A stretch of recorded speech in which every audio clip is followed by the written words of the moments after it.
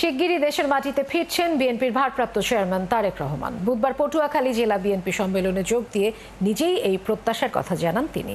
আর vote নিয়ে কেউ যেন ষড়যন্ত্র করতে না পারে সে বিষয়ে নেতাকর্মীদের সজাগ থাকারও নির্দেশ দেন বিএনপির ভারপ্রাপ্ত চেয়ারম্যান। শফিকুল হকের রিপোর্ট।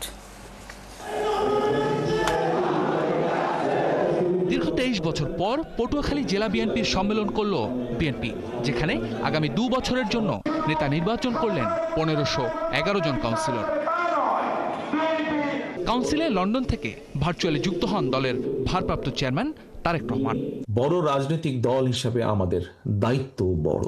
দেশ যাতে গণতন্ত্রের দিকে এগিয়ে যেতে পারে তার জন্য আমরা ছাড় দিয়েছি, তার জন্য আমরা চেষ্টা করেছি। তারপরেও মানুষ আসুক, দলগুলো আসুক, আমরা একটি নির্বাচনী প্রক্রিয়ার দিকে এগিয়ে যাই। বক্তব্যে বারবার নেতাকর্মীদের সতর্ক করেন দলটির এই শীর্ষ নেতা। নেতাকর্মীদের সহনশীলতার পরিচয় দেওয়ার আহ্বান জানান তিনি। মানুষের প্রত্যাশা অনুযায়ী আমাদেরকে চলতে হবে, মানুষ যা চাই সেই হিসাবে আমাদেরকে চলতে হবে।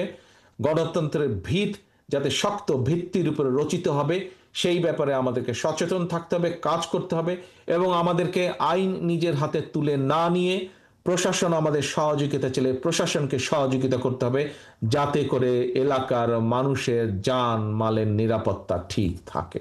বিএনপি গণতন্ত্রে বিশ্বাস করে জানিয়ে আগামীতে 12.5 কোটি ভোটারের মত প্রকাশ নিয়ে যেন কেউ ষড়যন্ত্র করতে না পারে সেজন্য নেতাকর্মীদের সতর্ক থাকার নির্দেশ দেন তারেক রহমান।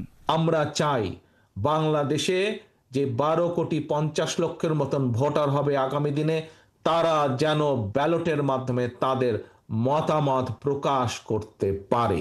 আমাদের বহু নেতাকর্মী প্রাণ দিয়েছে, বহু নেতাকর্মী পঙ্গুত্ব বরণ করেছে, বহু নেতাকর্মী বহু অত্যাচার নির্যাতন সহ্য করেছে জনগণের ভোটের অধিকার প্রতিষ্ঠিত করার জন্য। কাজে এই অধিকার নিয়ে যেন কেউ কোনো ষড়যন্ত্র করতে না পারে এ ব্যাপারে আমাদেরকে সতর্ক থাকতে হবে। এ সময় শিগগিরই দেশের মাটিতে ফেরার প্রত্যাশার কথাও জানান বিএনপির ভারপ্রাপ্ত চেয়ারম্যান। ইনশাল্লাহ প্রিয় সহকর্মীবৃন্দ, আপনাদের সাথে শীঘ্রই ইনশাল্লাহ দেশের মাটিতে ইনশাল্লাহ দেখা হবে। শফিকুল হক, 71।